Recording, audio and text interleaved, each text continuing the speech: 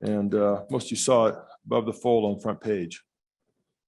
And a lot of people have had a lot of questions. And so they're wondering why we lost the insurance and why are we appealing it and why don't we go to commercial coverage and what exactly transpired or contributed to being here.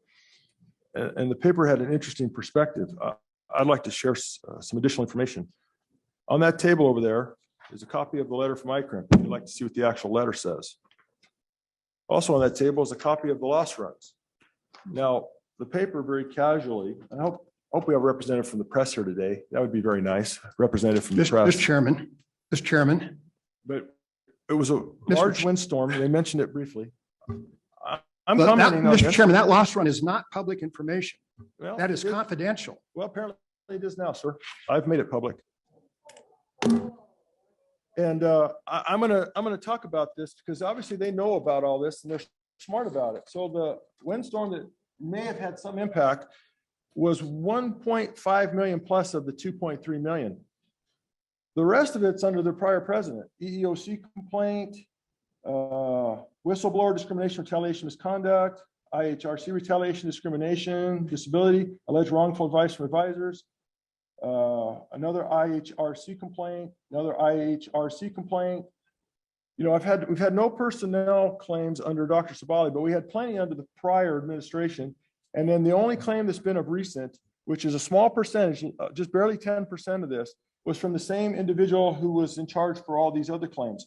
So the fact that people are saying that we don't work with ICRIM, that's not true. I have the report from ICRIM because I worked with the attorney from ICRIM for over 2 months, talked to him every day, multiple times some days. Now, one of our trustees called him up and said, hey, here's what I want you to do. So Christy says, you've got to tell Todd to do this, and this is what you need to tell him. And the ICRIM attorney says, no, that's not what I'm doing, and that's not right, and that's not what we do. She never spoke to him again. So she puts in the paper and tells people that ICRIM says that NIC refused to work with them, or that I refused to work with them. Not true. I worked extensively with the ICRIM attorneys, have the report. In fact, I have the cover letter from Mark Lyons on the report. Alluded to the report with Dr. Wold the other day when he was in my office.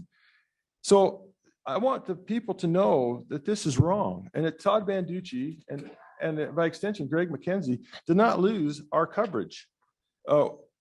Rick's thing is barely 10%, but it's all the rest of it, including the windstorm that was kind of an, oh, by the way. So it's nice for people to take shots and to completely repeat lies and misinformation and say things that like, we're not working with ICRIM. I have a whole folder from working with ICRIM.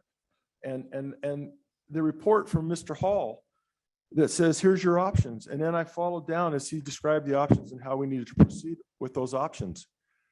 So we just need to set the record straight.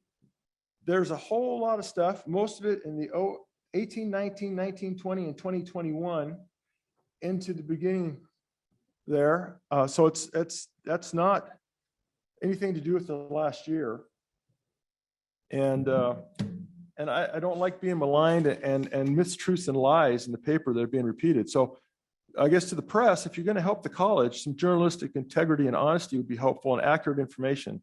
And once things have been repudiated and you've given correct information, please stop using the old incorrect information. So the sheet's over there for everybody to see, and you can see what the actual claims were. You can see who was responsible for the claims were, and don't hang it around my neck one more second. So there we are.